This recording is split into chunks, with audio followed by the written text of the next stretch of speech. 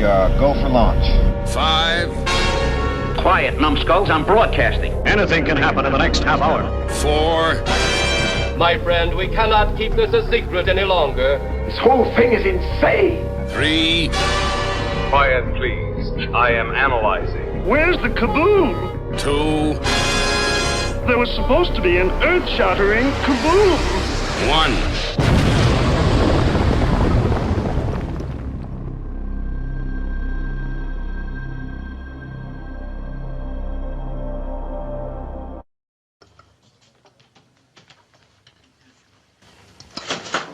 Would you look at him?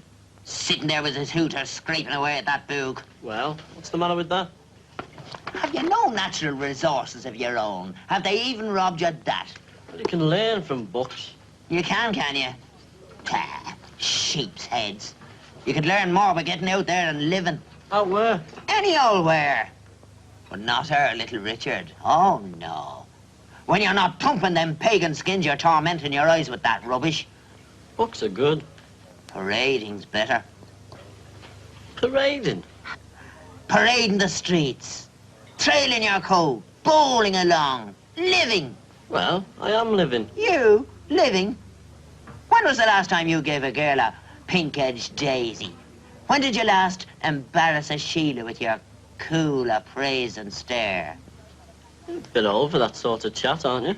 Well, at least I've got a backlog of memories. All you've got is that book. Oh, stop picking on me as bad as the rest of them. Ah, so you are a man after all. What's that mean? Do you think I haven't noticed? Do you think I wasn't aware of the drift?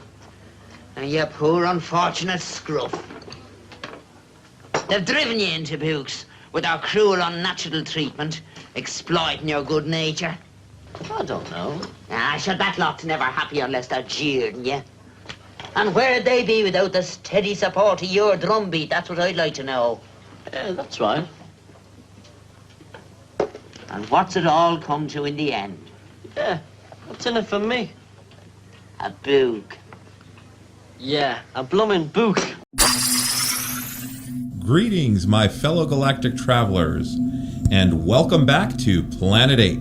This is your mission commander Larry speaking to you from our hidden base. Chief Engineer Bob is here by my side as always in the command center, and circling Planet 8 in our orbital spy satellite is Reconnaissance Officer Karen. And we are back. Once again, the Chief, Walker, and I have pushed back those Xindi bastards from Planet 9, and we're back here with you all. Today, we have a special episode. We're going to share some of our favorite genre-related books. If you watch the channel long enough, you know we all have a very cool book collection. Walker actually has a side podcast all about books. It's almost like, a Planet 9 version of Reading Rainbow almost, but with Walker up in her satellite. Very briefly, thank you for tuning in. Sorry for the best of last go-round. Unfortunately, my brother George passed away. Long battle, well, actually not that long battle with cancer. I just personally want to dedicate this episode to my brother George. Love you, brother. And I hope you guys enjoy this episode. We have some fun things to share. We're going to get it kicked off right now. Bob, take it away, please. Oh, and by the way, you may see some of our pets and or hear them throughout the episode today. It's been really hot here on Planet 8, so the pets are kind of meandering around from one cool spot to the other within the home. So, Chief, sorry, take it away. I'm in the auxiliary control room. And, the real reason that we had a best of last time was Larry and I were busy growing beards again. I will say nothing. Anyways, books. As you can see here and back here and off screen, I got a lot of books. Larry's got a lot of books. Karen's got a lot of books. So we decided to share kind of our favorites, or maybe some books we have little stories behind or what have you. First one I've got here is actually a book by Dennis Gifford. This came out in like 73. And I'm Oh, thinking it's probably the first book I ever got having to do with horror, sci-fi, monster stuff. It Wow. is a pictorial history of horror movies. oh wow. Oh, that's cool. Nice I've big seen that. hardcover. You really should be watching on YouTube if you want to actually see these books. Oh, yeah, that's a great point, Bob. If you're not on YouTube, you Yeah, want to jump over there now. we'll try to Not describe just them as best we can. right, right. There you go. But no, this one had a cool. This one like grabbed my eye when I first saw it. I think it was like at a like a Books Incorporated or something. Some bookstore had been around for ages, and it's got some cool big photos inside. Some color ones, of course. Every time I open it, I don't come to a color one, but yeah, That's here's nice. my favorite right there. I was a teenage werewolf, Mm. and nice big painting of Kong Ooh, and Godzilla and Raquel Welch and the creature and stuff on the back. But yeah, this has been with me and has traveled with me from house to apartment to house and has never left my side. And I'm sure it's the first book that I ever bought having to do with monster movies. And it saved me too from having to go to TV Guide and the Chronicles Pink section and whatever and cut out the little picture. If they had a little picture of a monster movie showing that week, then I'd cut it out and put it in a little album. But no, now that it's all in a big book. And so that was my sorry for opening the same page as last time. But where did you get that from? I'm pretty sure I got like at a Books Incorporated or one of those old bookstores.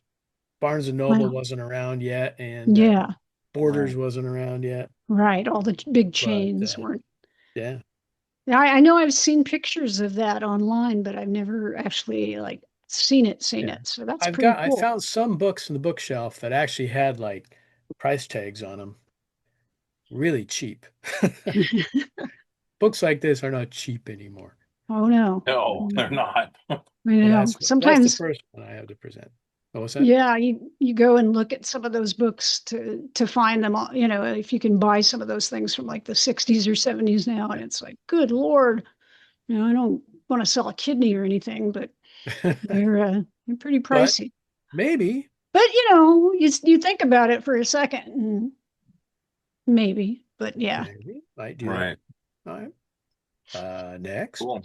Wacky. Well, I have one here. This is like Bob. I have dragged this around for nigh on, oh my gosh, 50 years now. Prized possession. It's Yeah, a so lot of these yeah, books we're showing, if we really open them up, they'll probably just turn to dust or fall apart. that's one of the things I'm always really careful with these now. So this is, let me try to get it on camera here. An original 1975 Starfleet technical manual from Franz Joseph. I think his real name was Franz Joseph Schnabel. Holy cow, when I saw this in the store, so I saw this in the Book Nook, which was our main bookstore in my little town. And That's cute. it had like a red insert because there's a little plastic pocket here in the front, and it said Star Trek, because there is nothing in this book that says Star Trek. Because this was my first piece of whatever you would call it, memorabilia or whatever, that was totally in universe. Right. So you open this up, and it's the Starfleet technical manual, not Star Trek. And it has, all this information on the ships, on the Federation of Planets, the articles and treaties of incorporate. And it's totally in world. Oh, the innards of the tricorder, and it just blew my little mind. But the thing is, I didn't have enough money to buy it when we were there. And I was like, oh God. And so I was going to get my allowance, and I was like, okay, the next week I can come back. I hope it's still there when we come back. I hope. And it was. And I was able to buy it the next week. And then I probably spent like 6 months just reading everything in this over and over and over. Because this was in the valley of death of Star Trek, because the original series was in reruns, and there was no talk at that time of a movie. So it was just sort of like, this is all we've got is the reruns. And then this thing comes out, and it's just so amazing. And it's been reprinted many, many a time. And, I keep thinking I should buy a new one because this thing is really starting to fall apart. But this is my original Starfleet technical manual, which is one of those things that really sucked me into Star Trek really hard and made me into like a complete nutso Star Trek fan. So Have you ever priced out a new one? Priced out a new one? Yeah. You mentioned I think you get can. a new one. I don't know if they're still in print. Any new ones are in print. I should do that. I know years back I saw one for like $30, $40, and I was like, I don't know. I've got one, which was really stupid. I should have just bought another one. So I thought you were referring to like going to eBay and find a new one or something. I Not haven't that done it's that. new, but I better might to do that. What was really nice was my friend Larry, as I think it was Christmas gift, but my sense of time is really distorted, got me a new set, a nice set, a very fresh looking set of Star Trek blueprints, the Enterprise blueprints, because mine, when I go to open them, they kind of go and they start tearing. And so I haven't been opening my blueprints for like the last 10 years. And he sent me these, and I was like, holy cow. And they're just pristine and beautiful. So yeah, I've got both of those in the other very room nice. in my non-Japanese bookshelf, but I don't know what condition they're in. Valentine Books Reprinted back it. in the 70s did a lot of Oh, yeah. printing of that stuff. And I don't know if there may have been a second printing, but I don't think there was a third with regards to the blueprints. FOSSA had a Fleet Battles or Starfleet Battles. Oh, for the games, yeah. And they had versions of those blueprints for the game, but yeah, those things, I found at secondhand books. I love that place. I get records and books and DVDs and all kinds of stuff. They kind of new version of Rasputin, for those of you that have Rasputin records and books, and or Tower. Tower used to have like stuff, but the Tower was mostly new stuff. Anyway, I think the first Star Trek book I got was the paperback, The Making of Star Trek. I almost brought that out. Yeah, that was a close call. I have the white cover. I think there was another one. I have the silver cover. So okay. My friends, I'm getting so excited. We're talking about all Larry's picks. I may pee myself on camera for the first time. First, come on, podcast. Like you, Walker, I have that technical manual, and I have a cardboard insert that goes in front of it, and it has the price, and I almost brought that out because, like you, I photocopied, or maybe I had my mom or my aunt photocopy. On the back page there's graph paper. Yes. It says captain's log, and I started doing a diary, and I'd be like, oh, Captain Keikos went to 5th grade today, and the teacher really pissed me off. And but shout out to my friend James Donovan. One of the things that Walker and I bonded on when we first met was Star Trek, and we had she made a membership card for, her Star Trek fan club. James and I had ours, and James would draw these dreadnoughts, and that book he had to just inspired him to draw frigates. He's a great artist, and all these that book is just amazing. Oh God, yeah, getting excited here. I brought out the Starfleet Medical Reference Manual. Yep. Which came out back in 1977 now.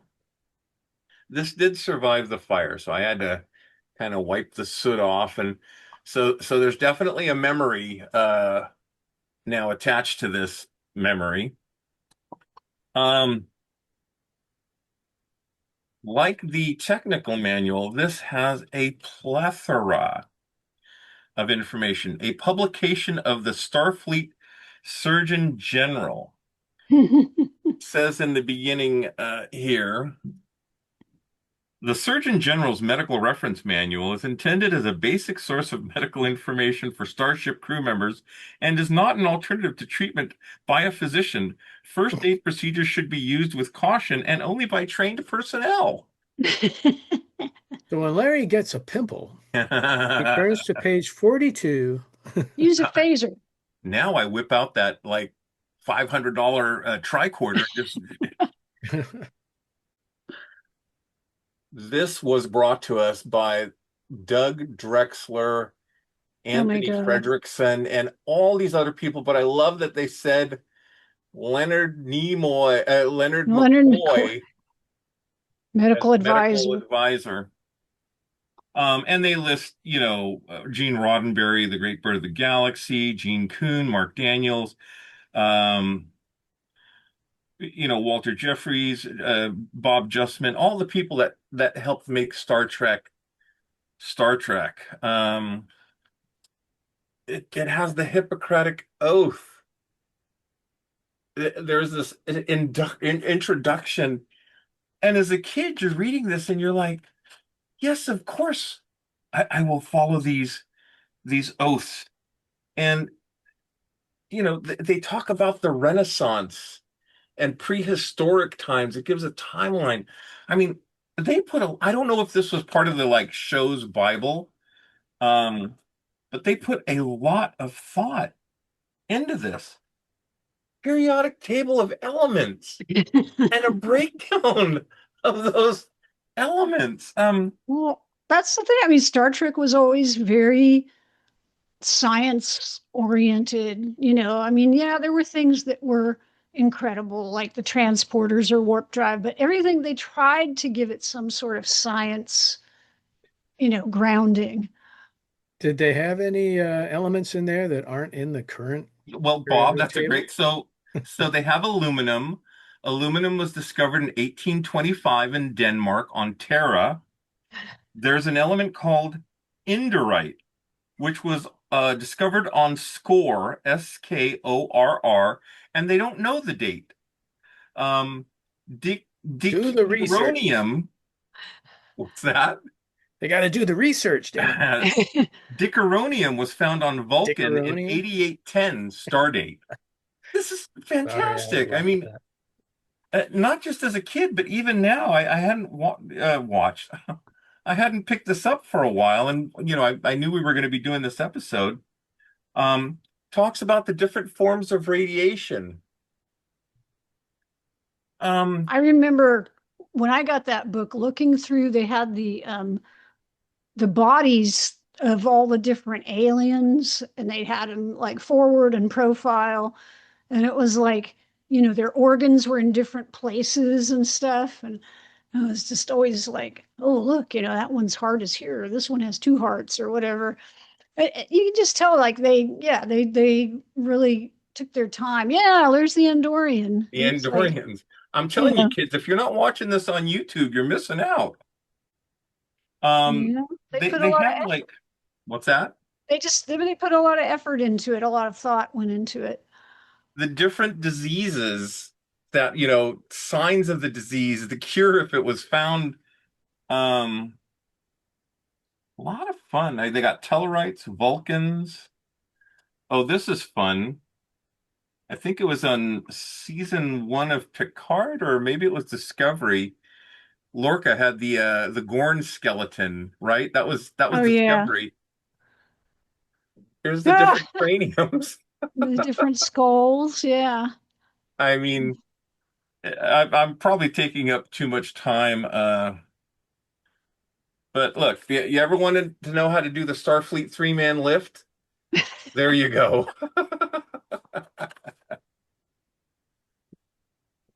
So Mugato, the Mugato bite, where the Mugatu resides. What part? What hemisphere? Anyway, a great, great book. Oh yeah, I remember Um, getting that. you'd have to find it, like we were saying, on eBay or something like that. It's been out of print for since 1977. So, And I don't know if like modern fans are really all that into, that level of detail now. you know what, buddy? That's a good point. Back then, and Bob will attest to this, there was no internet.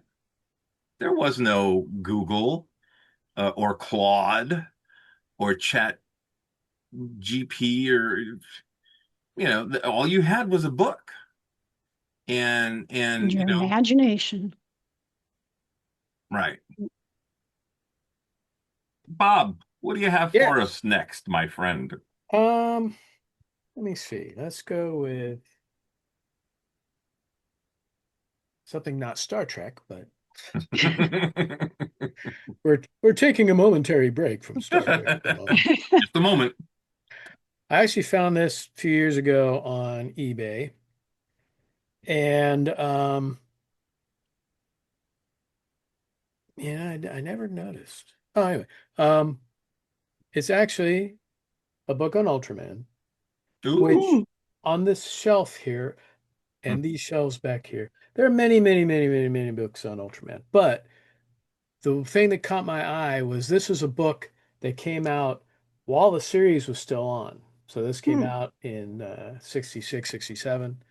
Um, it's got it's got autographs. I got to figure out who's autographed this thing. Ah, But 'cause I didn't have anybody autograph it, so I got to figure out who did those autographs. But anyway, yeah, it's got obviously, photos from Ultraman, just the original series, some of the monsters, cast, and then it also has some all the weapons, monsters, some drawings, like original drawings of the monsters, which is really cool. Um, and then some action shots in the back. So, a little Red King head, if you can see it in the glare. The jet VTOL on the back.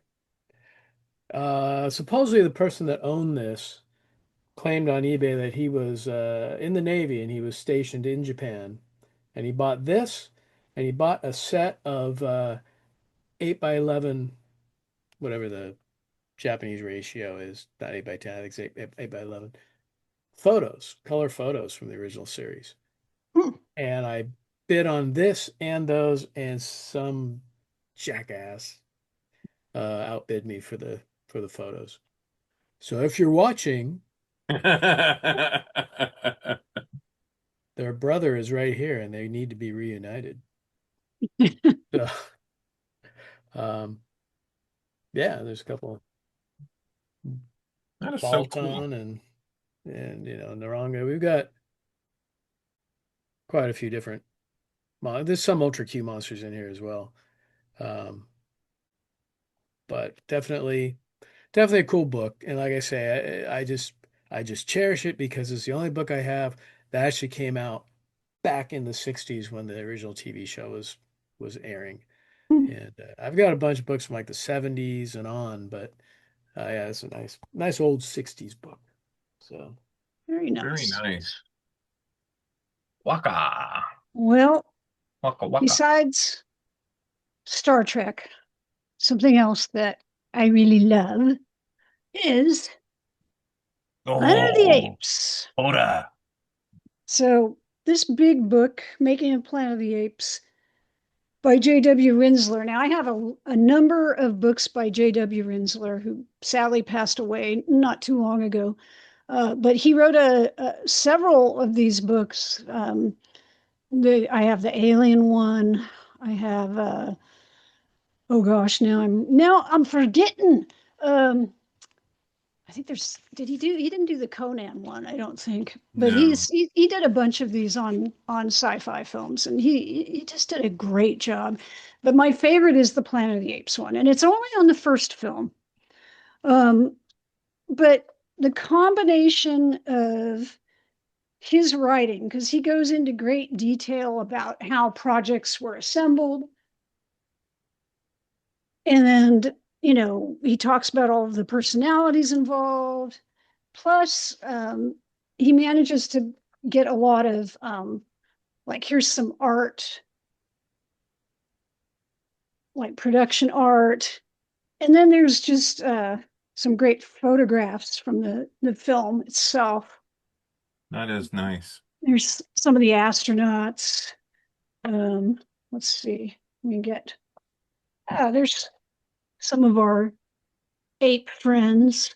So this book is just gorgeous. It's pretty big, but it completely covers that first film and all the different folks and efforts that went into putting the original Planet of the Apes film together, from the original novel all the way through, the completion of the film and how it was received and everything. So highly recommend this book if you're a Planet of the Apes fan. And if you aren't, why aren't you? So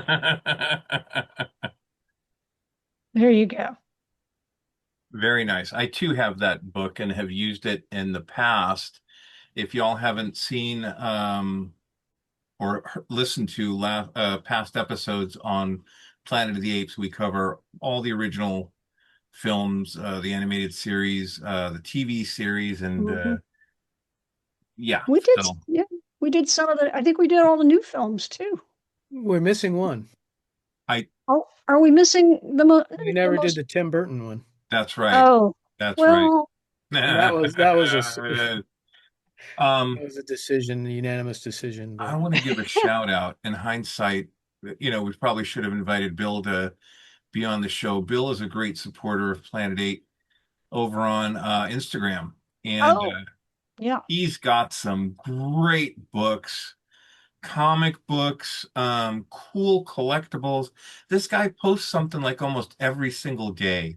Never met him face to face, but just a sweetheart of a guy. And Bill, thanks for watching and supporting us. And we have to have you.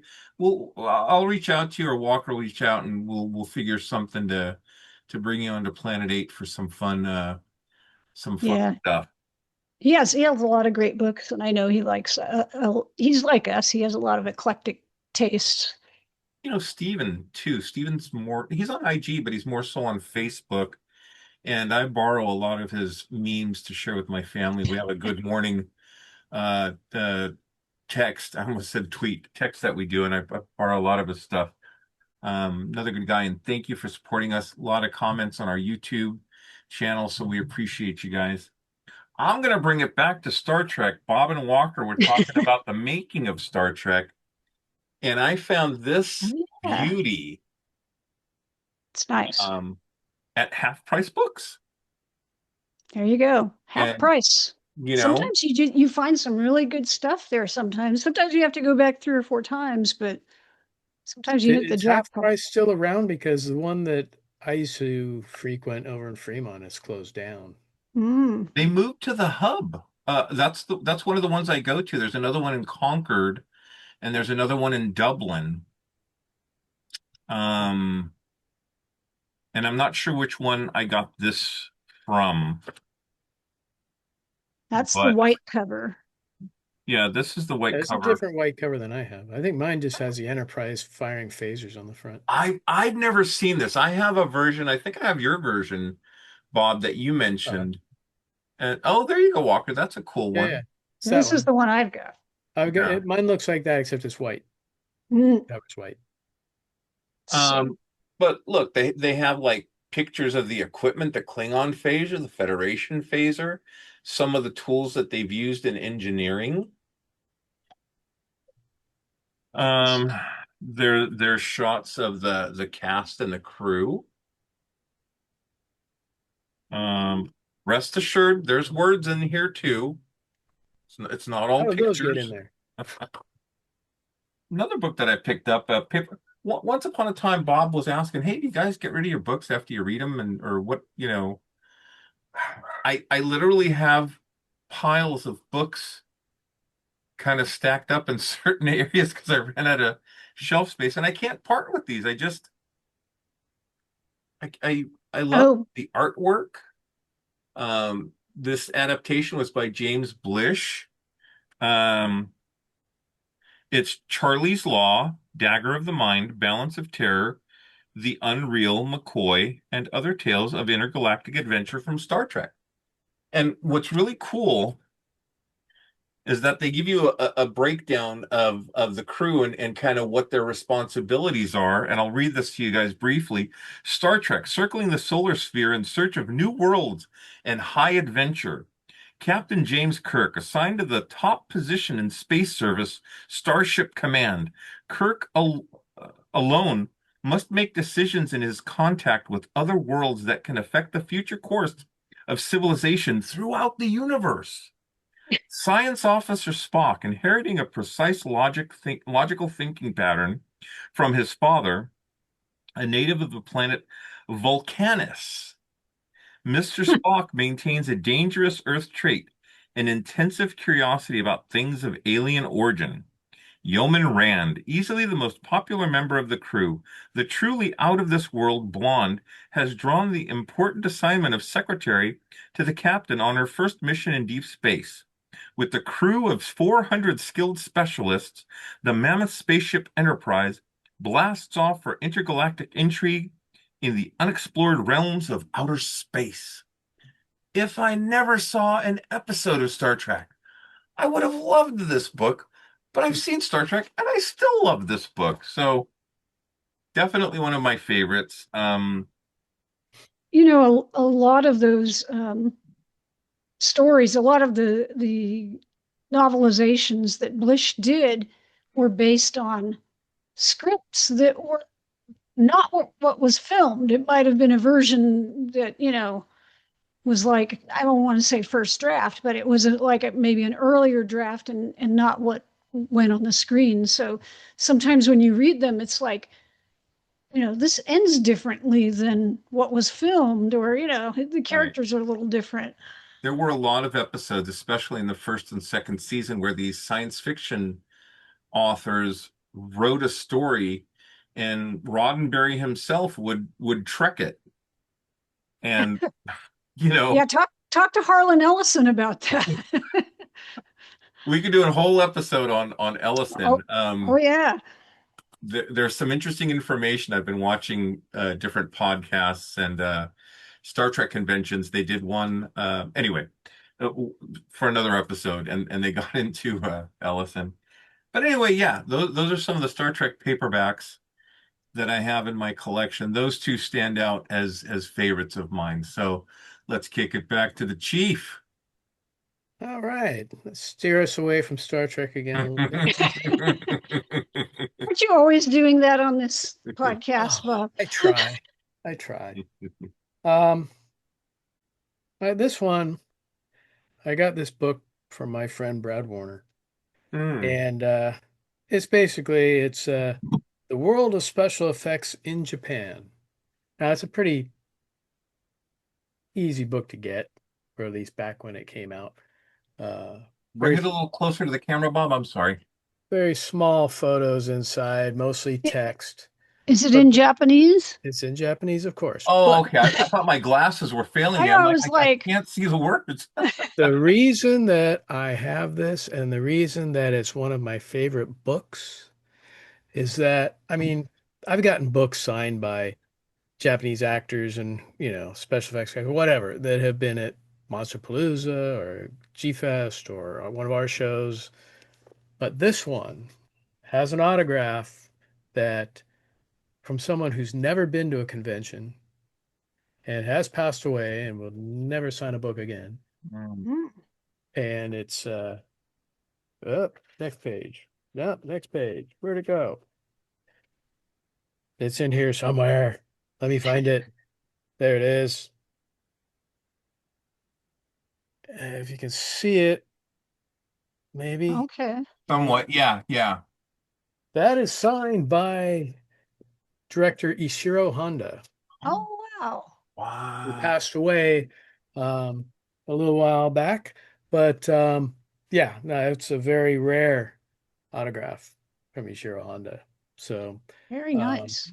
I ended up showing this to Ed Godziszewski and Steve Reifel, who wrote the autobiography of Ishiro Honda, Mm. which look, it's in English. And they both agreed that it was Honda's signature. So Wow. it has been verified. Was So was that an eBay find, Bob, or was it in no, Japan? Where did you pick that up? His friend Brad. my friend Brad Warner uh, was very generous. He was going to sell off a lot of his collection, and he figured he could either sell it off or give me a bunch of stuff and he can visit it now and then. And How did he come he across? found that in a Japanese bookstore in Japan. And Wow. the person in the bookstore had no idea it was signed. They had no idea who signed it. It was just there. And Wow. he was able to, of course, he was working at Tsuburaya Productions at the time that makes Ultraman. So there were a lot of people there who could verify the signature. So, Closest I've ever come to that was Jay and Silent Bob, the animated series. I picked up the DVD at a discount DVD store, and it was signed by Kevin Smith.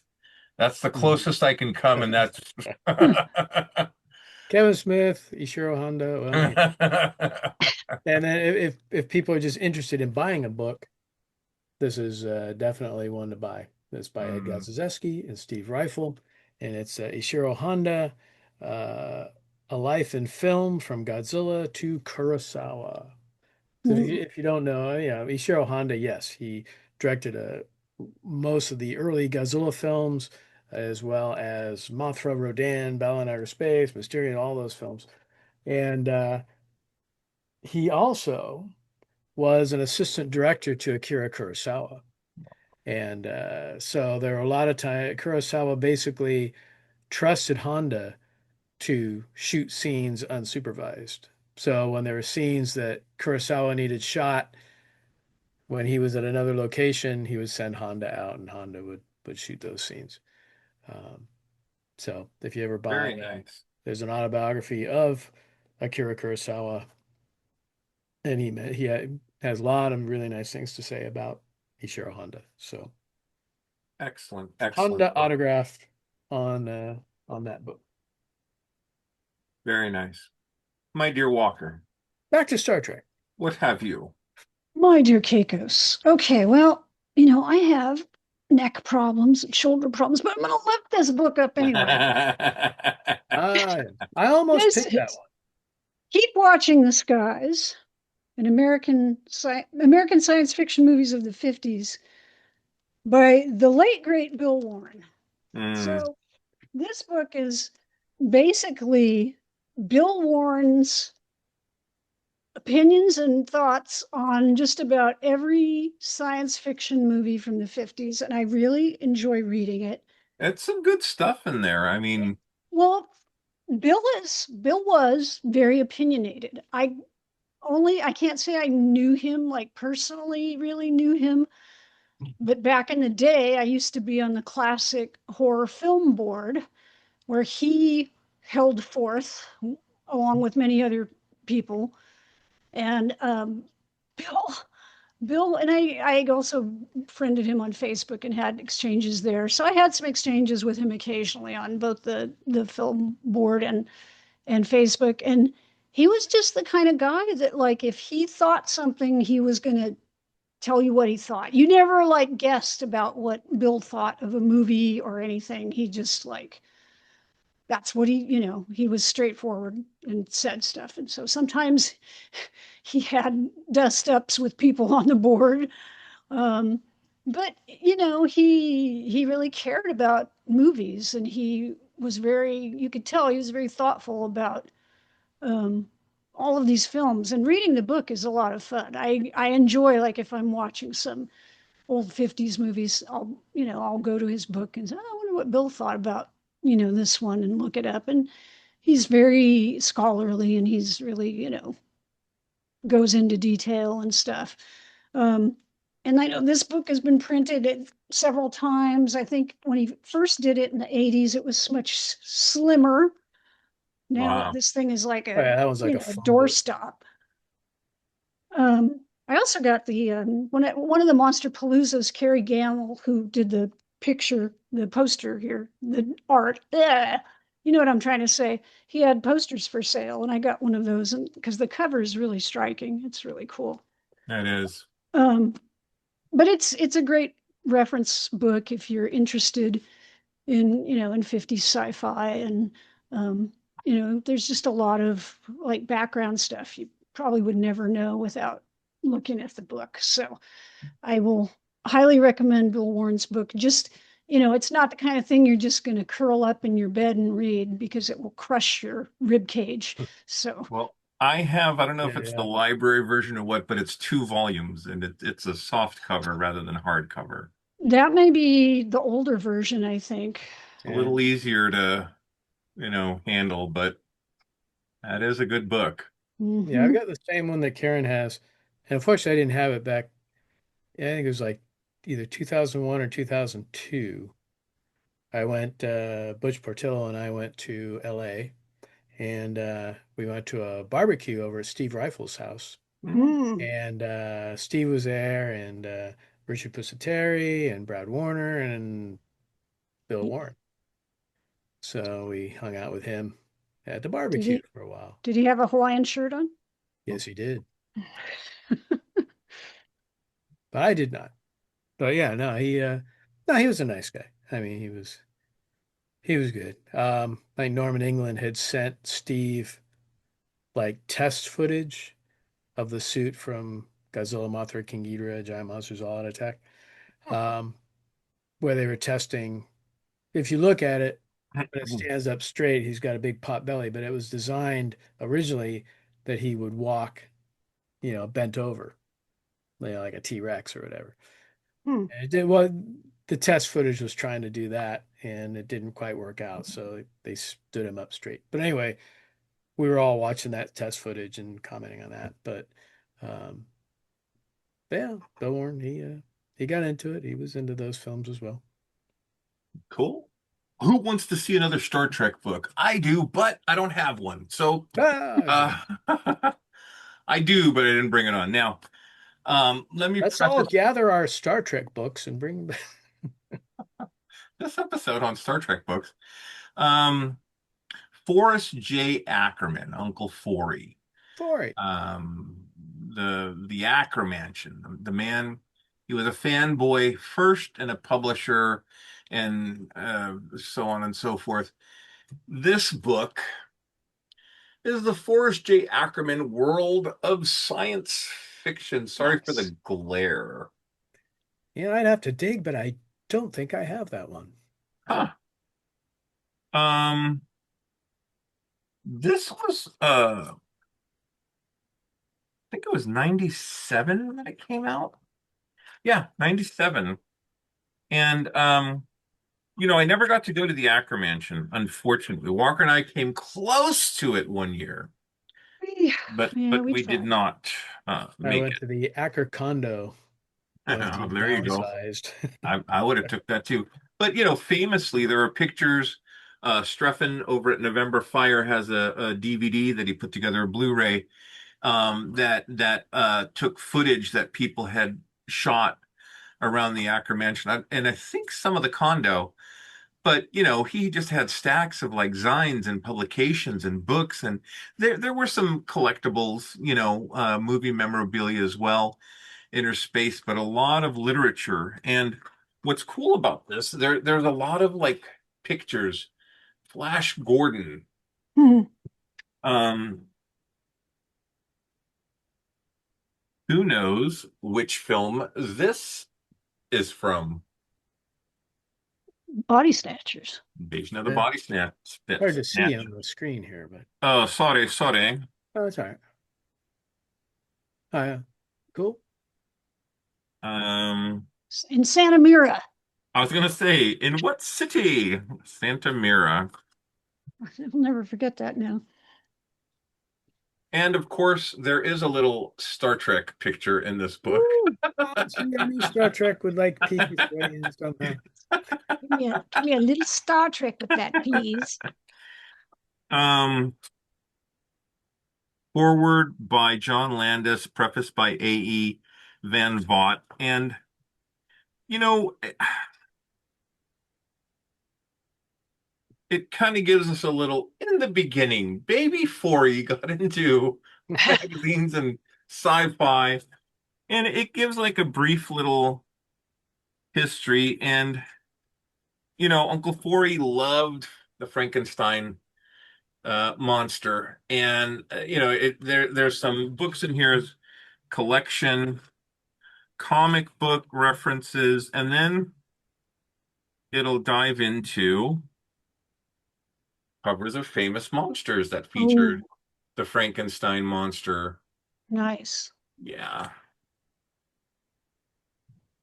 Um, it also gets into books that some of his favorite authors wrote. So Isaac Asimov, I, Robot, and it gets into, a brief little, the years that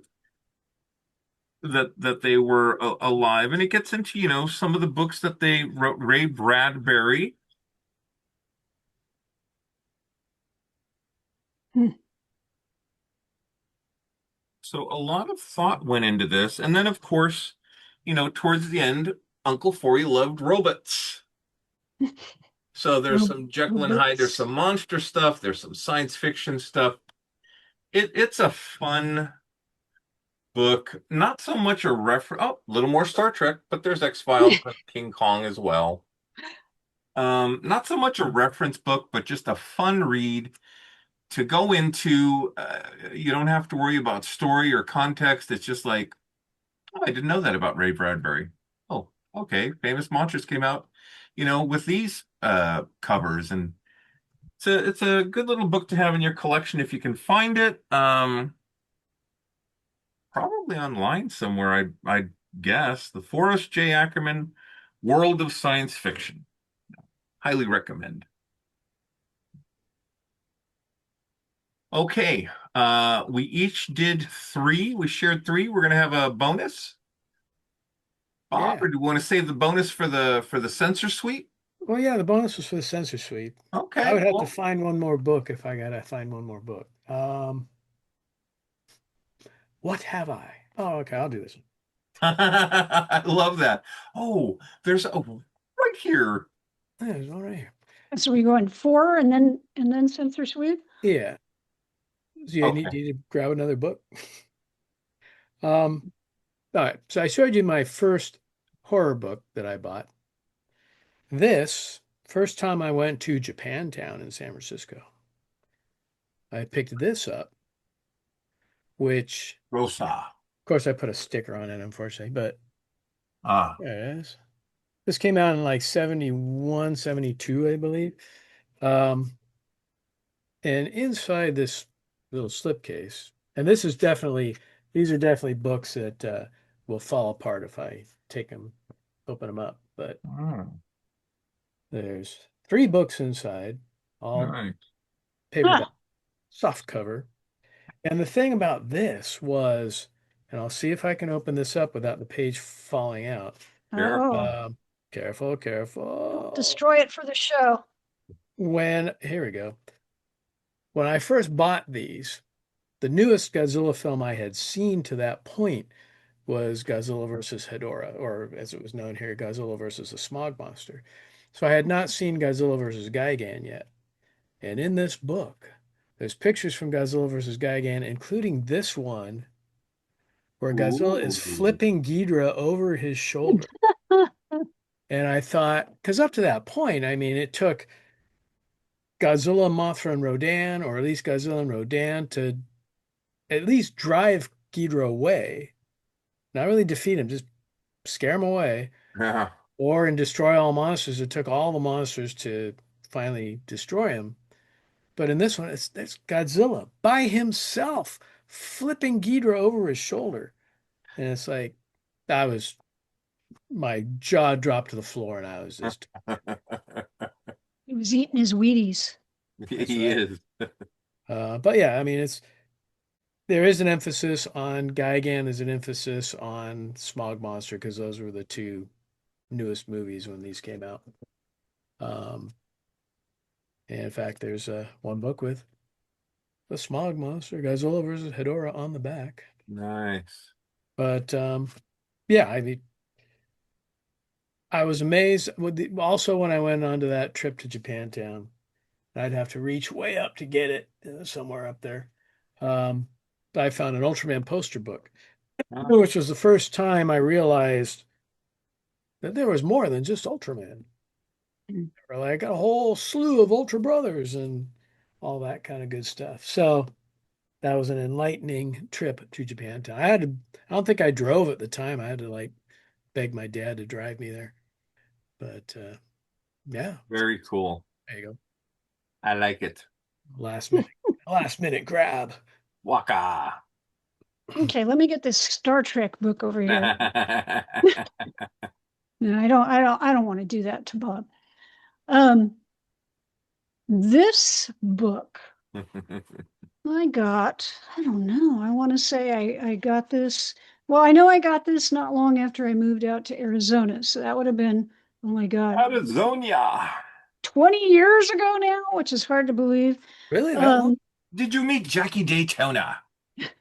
Just an ordinary human bartender. Ordinary human bartender. This is The Monster Show by the late David J. Schall. Sadly, about 2 years ago, passed away. This book is fantastic. I got this at the Arizona State University library sale. They would just have books they would put out. And yeah, it's fantastic hardcover edition. The thing about this book is he does sort of this history of horror films. And the thing that he did in here, and it's not like there's a lot of pictures to look at. There's a few. There's King Kong, but he goes, chronologically through horror cinema and talks about how he puts the films in the context of their times. So, like, what was going on? He talks about the World War One, World War Two, people being injured and really physically damaged in wars, and how that sort of gruesomeness kind of impacted people mentally, and how that was reflected in some of the films, and just other stuff psychologically and culturally, that how that seeps into our horror films all the way up into modern times. And it really I'm sorry, Walker. The book that I have is a soft cover, but it's like epic. Yeah, he writes really well, and it just flows, and you find yourself just like being, transfixed by everything he's talking about. And it makes sense. The Red Scare and the invasion, they look like us. How are we going to know, Oh yeah, like Invasion of the Body Snatchers, and yeah, right. yeah, just a really great writer, and he also did a lot of commentary on videos. I think TCM had him on for some of the Halloween films and Lord stuff. Bloodraw interviewed him. I think it was one of the last interviews he did. I think so. As well. He was at a Creatures Con, wasn't he? I want to say he was, yeah. Or either that or he was supposed to be at one. He might have been at the first one because they had that monster panel. I think he was, yeah. But yeah, just a wonderfully talented writer, and just so awful that he's not very still tragic. with us. But a great book, and if you don't have the Monster Show, I highly recommend it. Yes, indeed. Couple of weeks ago, Lieutenant Jasmine and I took a little adventure to the Skywalker Ranch general store that they opened up out there in Golden Gate Park. So if you are visiting, you go to the Yoda fountain out there in front of that's the Presidio. Yeah, at the Presidio, right, Bob? Yeah. Sorry, not Golden not Golden Gate Park. And you just, make a right turn and go down, find Starbucks, and it's right there. Really cool wine and merchandise. And I'll share some of the merch on another Sensor Suite. But we also went to the Disney Family Museum. And there's an exhibit called The Happiest Place on Earth. And unfortunately, we didn't make it for there's like a little film that they show. It was always sold out, so we didn't get to make it to see that. But we went, to the exhibit. Obviously, went around the museum, and they have a one of the original or the original layout of Disneyland, the model, 3D model, and so it doesn't look like today's Disneyland, but it has, the layout for the Haunted Mansion in New Orleans Square. It has, the Jungle Cruise, and it's a beautiful museum. They, cover his family migrating over here, and him in the army, and his brother and he, doing cartoons and animation, and how he got into Disneyland, and then the TV shows and whatnot. But this book is so beautiful. I mean, this is just, right after the front cover.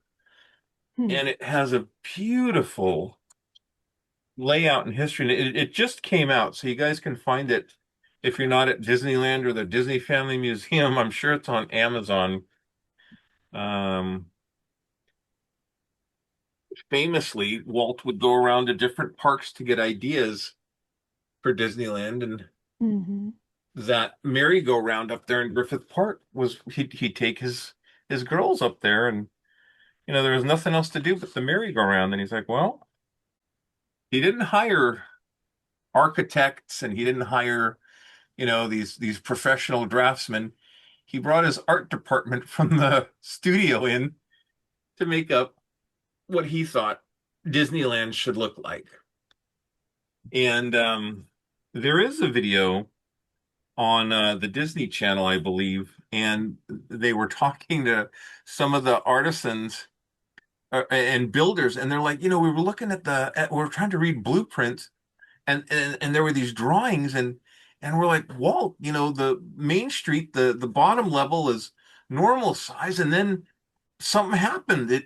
Everything shrinks as it goes. No, it's forced perspective, and we're making the park look bigger than it.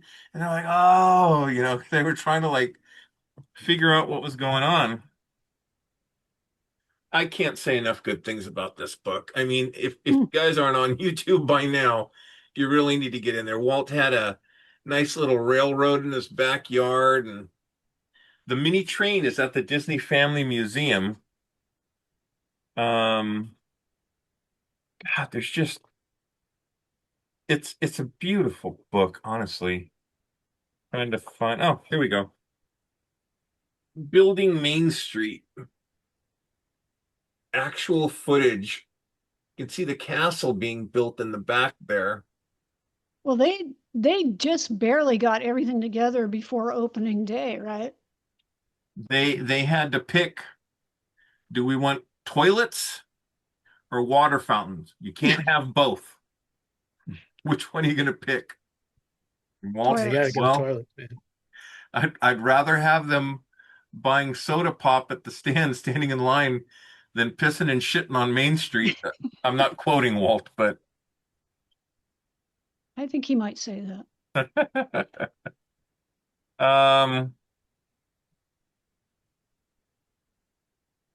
Sorry, here's a picture of the parade with the toy soldiers and holidays at Disneyland. Anyway, I can go on and on. This book is not a big one, but it is. I mean, look at my head. It's pretty big. The book is pretty big. A fun read. I'm not done with it yet. Lots of pictures. And I get buried in all that photographic goodness.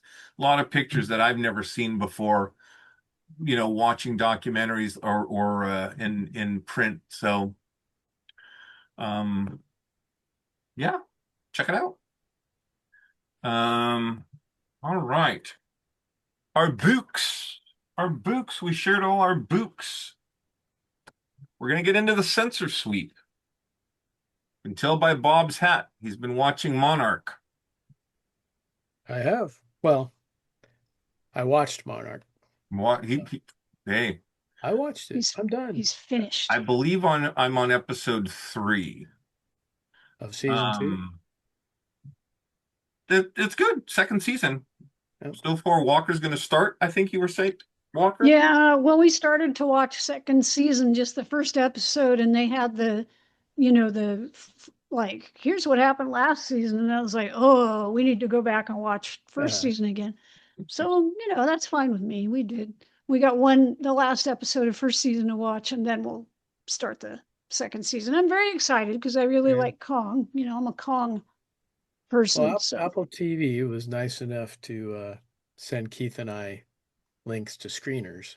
Mm. So we've seen all the way to the end of season 2. Nice. So you're going to write reviews on Sci-Fi Japan? Yeah, but, I won't spoil everything here, but that's good. Yeah. If you like Kong, he's got some good chunks in the first episode, and then you won't see him again until later on. Okay, don't tell me when. Don't tell me when. I don't want to know when. I'm just. But there's a lot of cool monster action. It's mainly the monsters you've never seen before, or Titan X. A lot of it is developing Titan X, and a super cameo at the end. That's all I'm going to say. Well, if there's more monster action, then my friend Turner will be happy because he said there's. Well, there is more monster action than the first season. Okay. They kind of realized that they needed to do that, but they're spending some money on those special effects. Yeah, no, it looks great. And Keith and I have a chance to interview a couple of the people involved in the series. Oh, cool. I won't let you know who until we confirm it, but we'll also maybe just invite them to Godzilla Fest just for the heck of it. That's how we got Michael Dougherty back in 2019. We were interviewing him, and I said, hey, by the way, we're doing a show out in San Francisco. And he's like, if you show my movie, I'll come by. I'm like, done. So, well, invite Kurt and Wyatt. It's not going to be Kurt and Wyatt, but we'll host them on Planet 8, no problem. No, Kurt and Wyatt. We should do a thankful for Kurt Russell episode at some point. Yeah, he just turned 75 this last week. Yeah, I don't know why, but I've been watching not a lot, but some interviews with him. He's a very engaging and entertaining person to interview, and he's done a lot of, he was in a lot of those early Disney movies. He knew Walt Disney. Computer wore tennis shoes. Mm-hmm. Yeah, but if you look at the interviews with Kurt and Wyatt, those are really good. They're fun. The way they play off each other. There's one with like the whole cast, and I can't remember what show it was, but they asked them, what is your favorite Kurt Russell movie? They have to go through the whole cast, and they each say what their favorite movie was. One of them did say Computer Wore Tennis Shoes. There was luckily Big Trouble in Little China and The Thing were represented, so that's good. There was an interview I saw, and someone with the Walt Disney Company, I don't know if it was a secretary or what, but when they were going after Walt passed, they were cleaning out his office, and there was a piece of paper that Walt wrote Kurt Russell's name on it, and they said, Kurt, do you know why he wrote your name? What, were you guys corresponding at the time about something, or was there an offer pending? And Kurt's like, I have no idea, But that's cool. I mean, maybe not Walt's last words, but Kurt Russell, I'll come back to this. And Kurt Russell to co-run Disney. He didn't write the rest out. It's interesting to think what was he thinking about? But what was he thinking? What do you guys think of Starfleet, or not Starfleet, but Starfleet Academy? I thought it had one really good episode where they had to go on to the other starship, and it was supposed to be a training mission. It turned out to be much more than that. Yeah, it turned out to be real. Oh, that was a pretty good one. Had to go to was the Miyazaki, but other than that, all the others I think have been kind of fair to middling. But I I love this series. I don't, Hmm. that was a great episode, Bob. That was a defining episode. The other episode I loved, and the man tears were just like was the Cisco episode. And Sam was investigating, what happened to Benjamin Cisco. And there was this beautiful, one of the instructors that was, kind of giving Sam a hard time, turns out to be the Dax symbiont. And it I can't talk about it, sorry. Well, I wasn't even intending to watch it, so the fact that I actually watched it was, said something about it. I kind of agree with Bob. I feel like it was it's not bad, um, but for the most part, yeah, I felt like they could do a lot better than what they did. I think some of the characters were engaging. Um, they did more with the academy setup than I thought they would.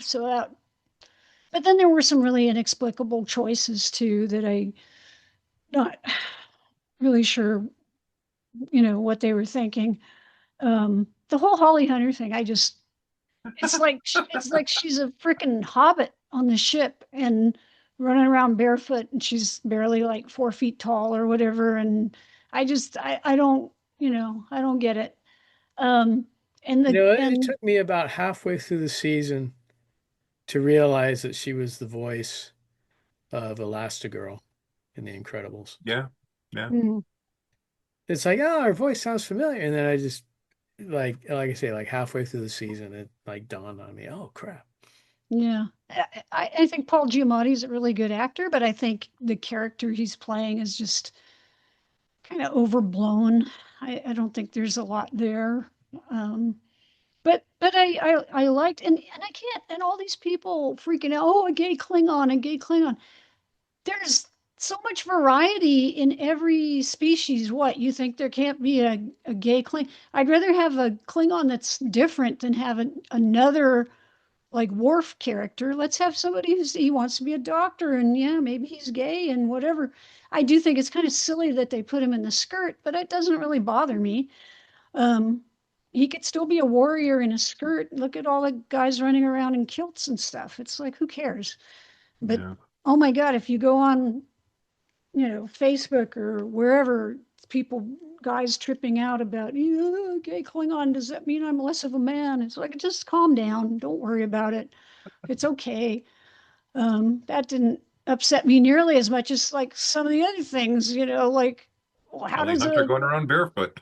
yeah, or like, oh, the technology, like, oh, they planted all these mines and now we can't get in the Federation. It's like you would literally have to have millions of these things, or the technology in some of these things, like the sit down elevator to get to the saucer section or the bridge. I guess it goes straight to the bridge through the atrium, which is still kind of like, okay, or Honey, it's a TV show. You got to let some things go. they had warp It, drive in the saucer. They had no nacelles, but they had warp drive in the saucer. So it, there's just stuff that it's bothers bad me. storytelling, but it's make believe. You know, It's uh, okay.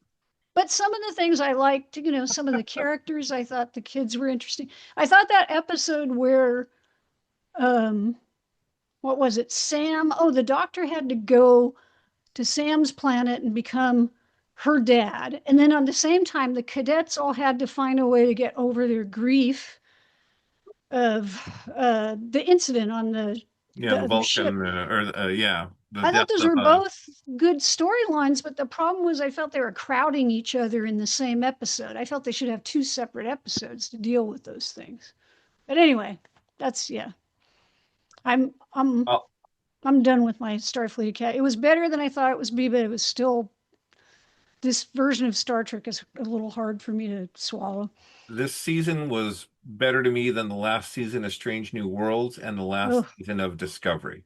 And that's probably not saying much, but um, I like the boldness of the original series to have the first interracial kiss and to go for it.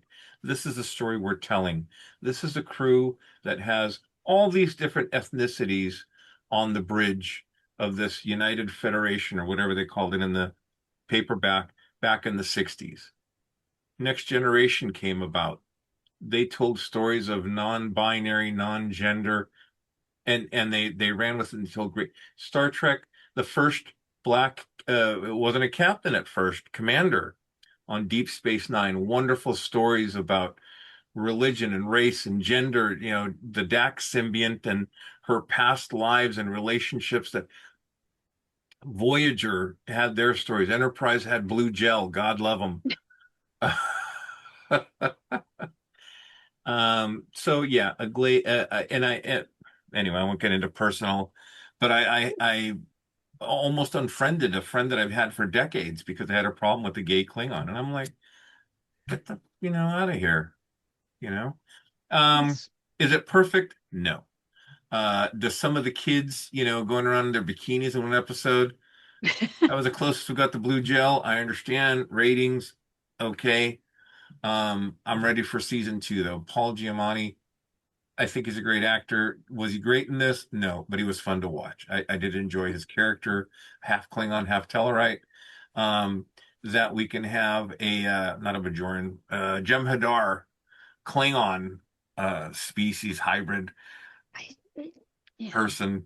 I don't know how that works, but It's a TV show, honey. They did I some kind know. of genetic. So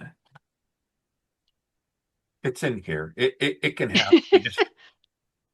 Hey, what on a happier note, how good was that Spider-Man No Way Home trailer? Oh man, the internet just blew up. I know people were reposting the trailer like left and right. Um It looks promising. Are we going to see a man spider or no? Is he I just don't know. mutating into natural web shooters, or is he going full man spider? So Man Spider, I guess I wasn't around reading, but I guess he turned into like a spider creature because I think of when he had the extra 4 arms, but this is something even more spidery, I guess. Yeah. It was in Marvel Fanfare, I believe, when they first did that Oh, I might spider have. head. Okay, I might have seen that. I might have Yeah, seen that. and Fanfare, it wasn't what if, but it was kind of like what if, they did some Kazar stories and Savage Land stuff. yeah, Huh. this was back in the 80s, so I don't remember. I think I did see that actually. But that eight-legged spider thing, or version of Spider-Man did pop up in the 90s and throughout the 2000s Okay. in different stories. The No, it animated popped up in series, the 90s Spider-Man cartoon. the Mm. animated series, which I didn't see, And the Punisher was in those episodes as well. Okay, so that makes sense then. so I'm thinking if this happens, I'm going to be pleasantly surprised because I have no idea. I guess it's a mutation. So is Peter then a mutant? Or is it? I don't know. He's We'll not see. like a natural mutant. He's a No, he's altered human. So right. yeah, I'm excited to see the Scorpion. I thought that yeah. design, it was brief, but I'm hoping he has a mask at some point. We'll I'm see. not a These Marvel actors king, love to have their faces showing. yeah. but It's I like mean, yeah, you've got what, Spider-Man, you've got the Punisher, you've got Gray Hulk, you've got Tarantula, Boomerang, Scorpion, it looks like they're making Punisher, Tarantula a member of the Hand, and which the Yeah, I Hand. didn't really. I don't know. It's almost like us playing Hero Clicks back in the day. Oh, let's run the tarantula. Boomerang. I wonder if Boomerang will just be somebody he just like they show for a minute, like, well, I caught all these different guys, and you know. Well, yeah, I'm thinking probably Boomerang and tarantula and a couple, just be like quick cameo things. But It could be. you never know. Who knows? And they're saying Keith David might be playing Dr. Connors. So I wonder if. Well, they're saying you could hear Dr. Connor's voice in the trailer. Yeah. Oh, really? So, yeah. Well, it starts out like Mark Ruffalo as Bruce Banner is explaining, mutations and things. And then supposedly it goes into Connor's voice after that. Yeah, talking about the spider. And they're saying, so that was Keith David supposedly. And they're saying between each mutation, there's, they're vulnerable or something like that. But yeah, if the spider survives. I'm excited. It looks good. Yeah. And of course, like the last trailer for was it No Way Home? They had that one shot of Spider-Man swinging towards Sandman and Green Goblin and all the three, and they masked out Tobey Maguire and Andrew Garfield's Spider-Mans. So there's a shot where Spider-Man, same kind of thing. He's swinging towards the hand, and there's all these members of the hand, and they're saying that supposedly they grade a couple, they erased or whatever, hid a couple other characters in that shot. Yeah. So maybe that's like Punisher and Hulk or whatever, but I heard people speculating it would be Daredevil, but well, Charlie Cox all over the place saying that he's not in it. But then again, so did Andrew Garfield in the last one. So. They could be lying to us. And Daredevil's out next Tuesday, I think, which I'm excited about that. Yeah. It looks good. Jessica Jones is coming back. Sorry, Bob? Is it Jessica Jones? Yeah. And Iron Fist, I think, is in maybe 1 or 2 episodes. Oh, God. Power Man is in a couple. Luke Cage. That they did so well with Jessica Jones, Luke Cage, but then the guy they got to play Iron Fist, and I really loved. I used to read all those Iron Fist comics. I really loved Iron Fist, and the guy they got to play Iron Fist was just such a. I'm sorry. I'm sure he watches our podcast, but he didn't fit the Iron Fist. Well, there goes that endorsement, Walker. I know. We've lost so many big actors. But yeah, I will say Iron Fist, right. I agree with you. The last 3 or 4 episodes of the second season, especially the last episode, I did enjoy. I couldn't even watch the second season. Yeah, I didn't even watch the second season. I was so disillusioned. Well, not everyone is enlightened as Batman versus Superman viewers. So, on that note, viewers, this was a lot of fun. Like I said, we need to do this again.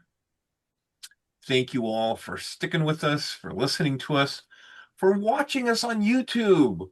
Subscribe, like, share with your friends. Little shout out.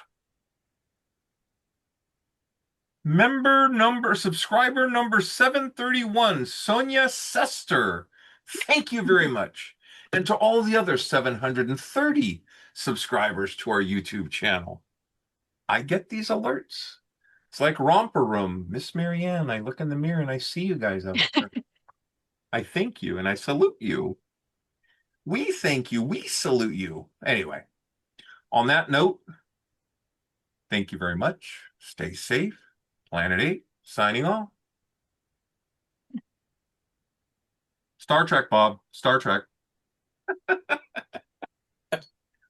Move this around again, too. Oh, man. On that note, this will conclude this transmission from Planet 8. We would like to thank all of our intergalactic audience for listening. Be sure to head on over to our website at www.planet8podcast.com, where you can get more information on this episode's topic. For more conversation, find us on Twitter at Planet8Cast. Or on Facebook at facebook.com/Planet8Podcast. We want to thank you guys for tuning in each and every episode. We look forward to your input and opinions. Until next time, this is Planet 8 signing off. End transmission. By George, he's got it. It is the end.